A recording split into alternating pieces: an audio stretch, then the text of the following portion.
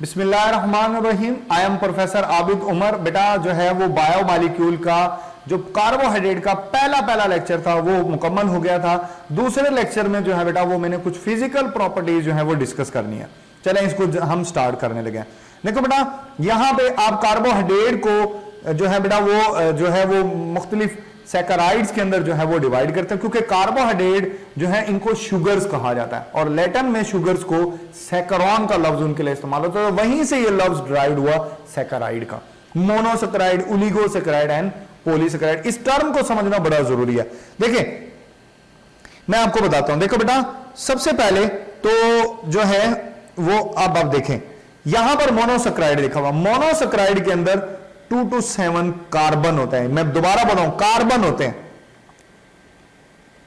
ये लिख भी रहा हूं, ठीक हो गया। और जो ओलिगोसैकराइड होते हैं उसमें जो है बेटा 3 to 9 मोनोसैकराइड होते हैं। कार्बन की बात नहीं कर रहा मैं, मोनोसैकराइड होते हैं। मतलब ये लिटरेचर की बात बोल रहा हूं, आप जो रेफरेंस किताबें पढ़े वहां से मैंने ये जो है वो वैल्यू आपके लिए, क्योंकि बच्चे कहते हैं शायद 10वां भी इसमें शामिल है। 10वां इसमें शामिल नहीं होता। 3 to 9 होता है। किसी एक आध बुक को छोड़ के ना ज्यादातर में यही बात लिखी है कि टोटल जो है वो ओलिगोसैकराइड के अंदर 3 से लेके 9 तक मोनोसैकराइड होते हैं, कार्बन नहीं होते। और पॉलीसैकराइड में 10 या 10 से ज्यादा होंगे। 10 या 10 से ज्यादा मोनोसैकराइड अगर आपस में जुड़े हुए हो तो वो पॉलीसैकराइड की टर्म में कैटेगरी में जो है वो फॉल करते हैं। डाइसैकराइड के अंदर जो है बेटा वो 2 मोनोसैकराइड होंगे। 2 मोनोसैकराइड तो वो डाइसैकराइड है। 3 से लेकर 9 तक वो ओलिगो है।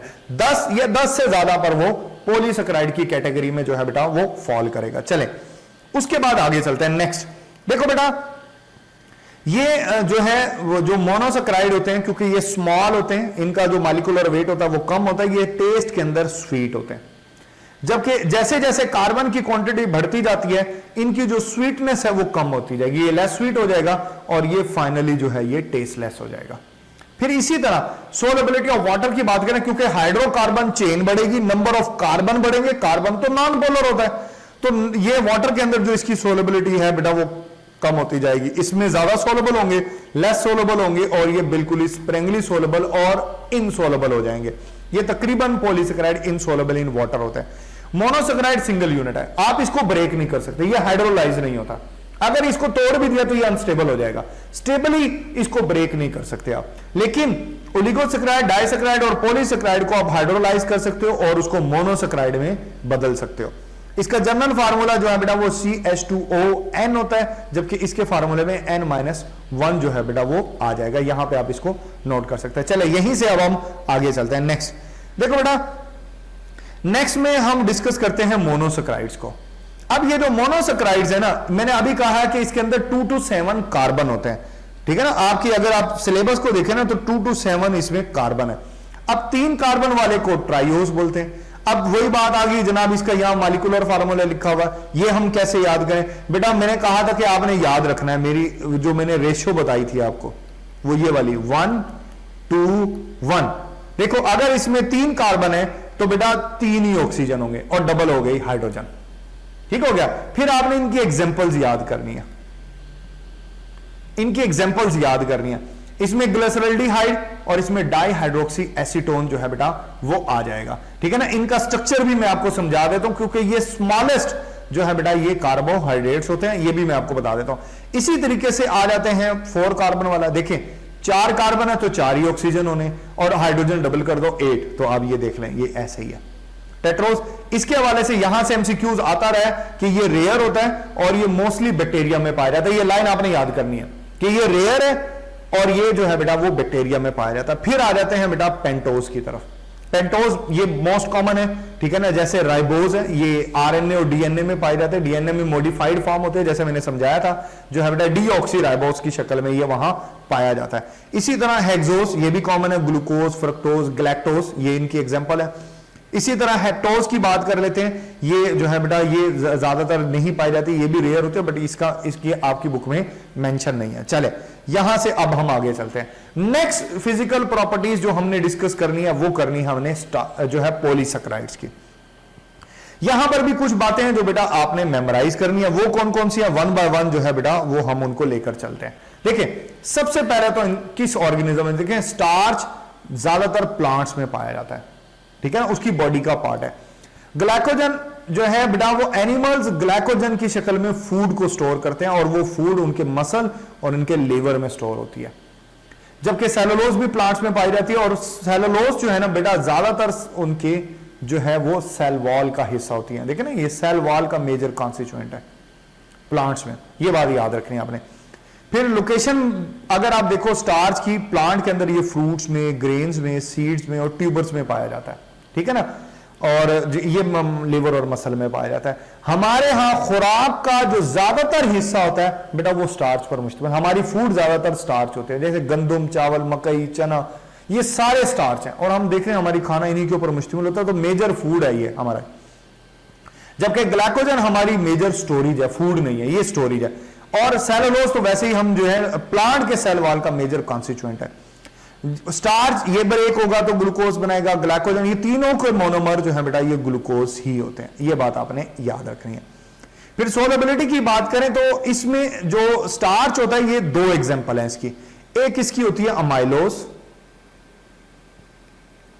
अमाइलोज वाटर सोलेबल होती है, हॉट वाटर के अंदर ये सोलेबल हो जाते हैं क्योंकि ये स्ट्रेट होती है, इजीली सोलेबल। जबकि अमाइलोपेक्टिन होती है ब्रांच, ये वाटर में सोलेबल नहीं होती।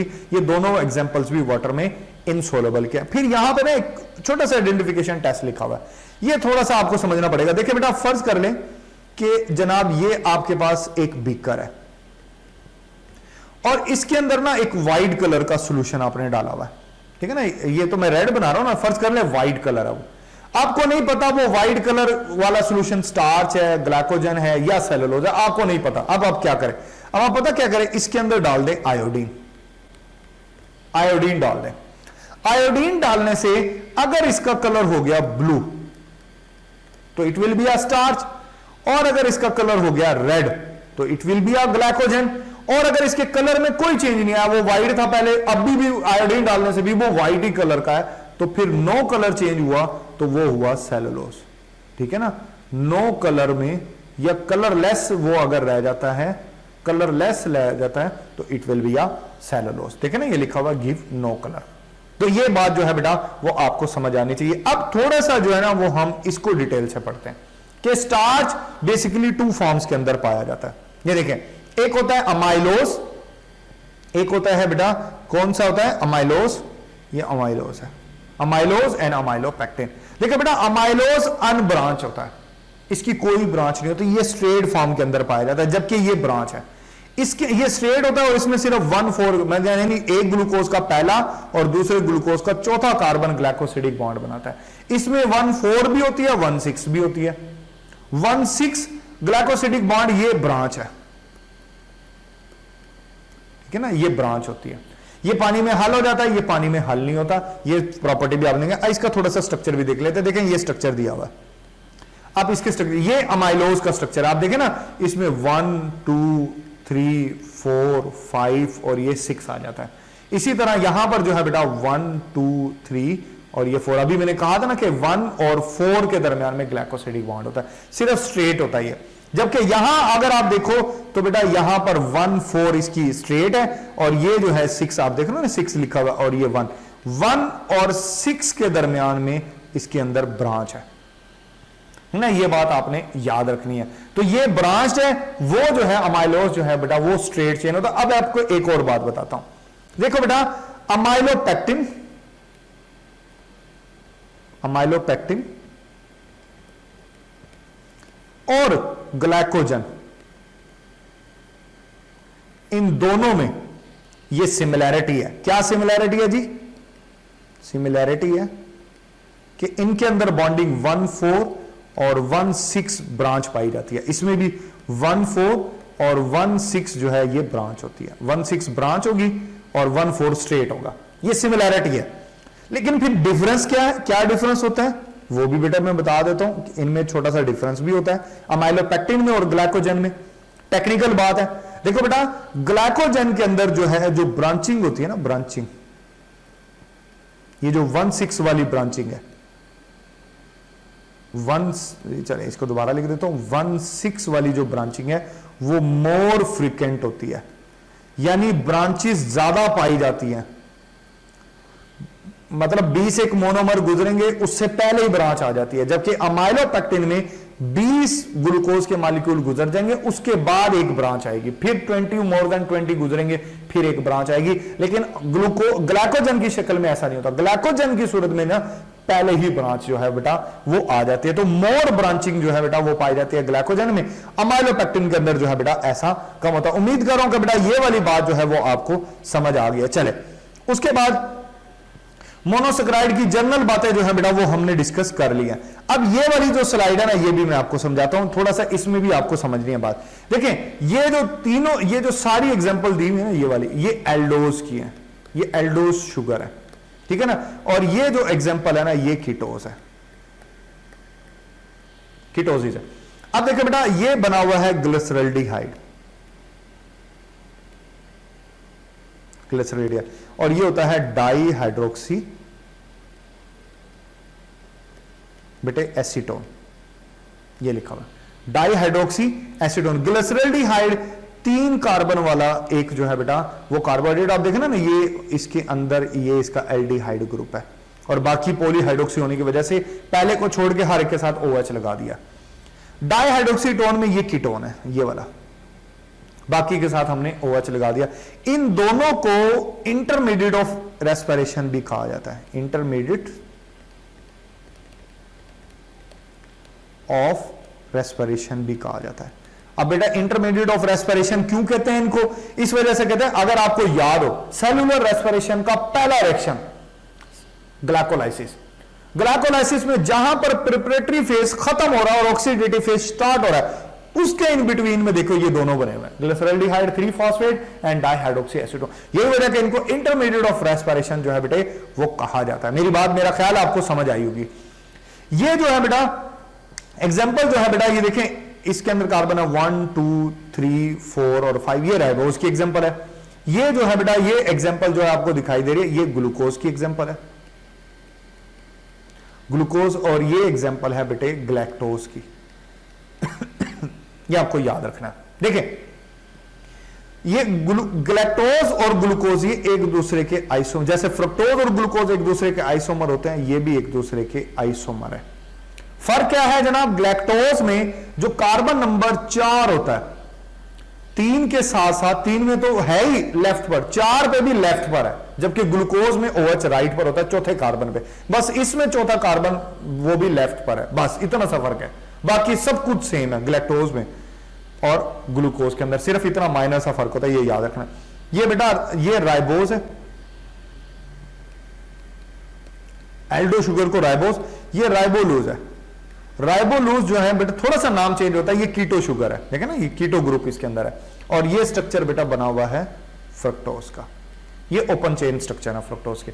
ये बेटा आपने याद रखना, ग्लूकोज और फ्रक्टोज ये भी एक दूसरे के आइसोमर होते हैं, क्योंकि इनका मॉलिक्यूलर फार्मूला जो है बेटा सेम है, बट एल्डो और कीटो का फर्क है, बाकी सारी चीजें सेम है। चलें आगे और बातें डिस्कस करते हैं।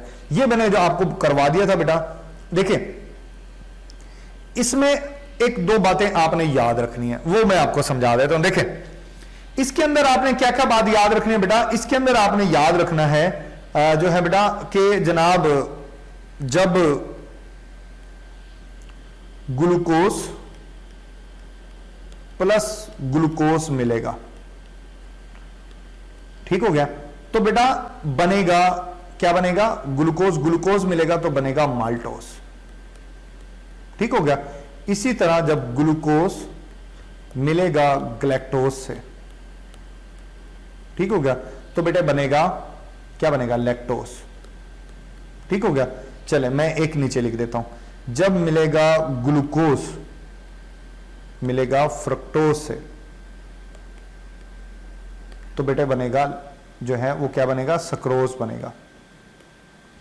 ये माल्टोज पाया जाता है फ्रूट्स में, लैक्टोज पाया जाता है मिल्क में, ये डाइसैकराइड्स हैं, और सक्रोज जो है बेटा ये शुगर केन जो होती है ना, जो चीनी जो बनाई जाती है शुगर केन, उसमें जो है बेटा ये सक्रोज जो है वो बनता है।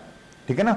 ये बातें जो हैं वो आपने थोड़ी सी इस स्लाइड में मैंने ये बातें बतानी थी आपको, ये आपको याद रहनी चाहिए, ठीक है ना। ये भी एमसीक्यूज के हवाले से जो है वो खासी इंपॉर्टेंट है। फिर एक बात मैंने और बतानी है, फिर मैं आगे चलता हूं, ठीक है ना, उसमें वो मैं बता दूं, फिर मैं आगे चलता हूं। देखो ये आखिरी स्लाइड मैंने डिस्कस करनी है जो है बेटा। देखिए ये डायग्राम आपको क्या बताना चाह रही है, ये आपको कुछ सेलुलोज के बारे में मालूमात देना चाह रही है। जो सेलुलोज होता है ना, सेलुलोज बेटा हम उसको डाइजेस्ट नहीं कर सकते। क्यों नहीं डाइजेस्ट कर सकते? क्योंकि उसको डाइजेस्ट करने के लिए, सेलुलोज को डाइजेस्ट करने के लिए एक एंजाइम चाहिए होता है, उसको कहते हैं सेलुलेज। वो हमारे पास नहीं होता, सेलुलेज नहीं होता हमारे पास, ठीक हो गया। सेलुलेज जो है बेटा ये हमारे पास नहीं है। अब ये जो हर्बीवोर्स होते हैं ना, देखें ये दिखाई दे रहे हैं हर्बीवोर्स जो घास खाते हैं, इनकी ना इंटेस्टाइन में, किसमें? इंटेस्टाइन में कुछ बैक्टीरिया रहते हैं, बैक्टीरिया, ये बैक्टीरिया, वो बैक्टीरिया सेलुलेज एंजाइम प्रोड्यूस कर देते हैं, जिसकी वजह से वो सेलुलोज को डाइजेस्ट कर सकते हैं। घास वो खाते हैं, सेलुलोज ब्रेक हो जाता है ग्लूकोज में और उनके ब्लड में चला जाता है। हम भी खाते हैं, घास तो नहीं खाते लेकिन हम सब्जियां खाते हैं, हम ग्रीन वेजिटेबल्स खाते हैं, उनके अंदर सेलुलोज मौजूद होता है। तो फिर उसके साथ क्या होता है बेटा, वो सेलुलोज देखें उस सब्जी के बाकी कंपोनेंट ब्रेक हो जाते हैं, ब्रेक होके ब्लड में चले जाते हैं। लेकिन ये जो रह जाता है सेलुलोज, ये बगैर ब्रेक हुए ऐसे ही अनडाइजेस्टेड फॉर्म में हमारे फीकल कंटेंट से बॉडी से बाहर चला जाता है, ठीक हो गया ना। एक बच्चा मुझे सवाल पूछता है, एमडी कैड का स्टूडेंट था, वो मुझसे सवाल पूछ रहा था, सर अगर सेलुलोज का उस बंदे को इंजेक्शन लगा दे, डायरेक्ट ब्लड में डाल दे। मैंने कहा बहुत अच्छे बेटा, बहुत अच्छे, बहुत अच्छी बात कही। सेलुलोज का अगर डायरेक्ट इंजेक्शन उसको लगा दोगे तो वो मर जाएगा। पॉलीसेकेराइड की फॉर्म में ये जो होते हैं ये ब्लड में नहीं जाते। हमारा जीआईटी सिस्टम इन पॉलीसेकेराइड्स को ब्रेक करके मोनोसेकेराइड में बदलता है, फिर ये ब्लड में जाते हैं। अगर आप इसको पॉलीसेकेराइड की फॉर्म में ब्लड में डाल देंगे तो वो बंदा उसी वक्त उसकी डेथ हो जाएगी। ऐसा नहीं करना, ठीक है ना, ये वाली हमाकत नहीं करनी। पहले डॉक्टर बन जाओ, फिर ये बातें भी आपको जो है पता लग जाएंगी कि क्या नहीं करना। चले यहां पर बेटा हमारा टॉपिक हो गया मुकम्मल जो है। अब कार्बोहाइड्रेट में मैंने एक और टॉपिक आपको समझाना है, वो है difference between reducing and non reducing sugars. वो कंसेप्ट भी बहुत इंपॉर्टेंट है, लेकिन वो मैं आपको नेक्स्ट लेक्चर में समझाऊंगा। चले यहां पर हमारा ये जो है बेटा आज का लेक्चर मुकम्मल हुआ। आपके जहन में कोई सवाल है तो आप जरूर वो पूछिएगा, मैं उसका जवाब दूंगा। थैंक यू, अल्लाह हाफिज, अपना ख्याल रखिएगा।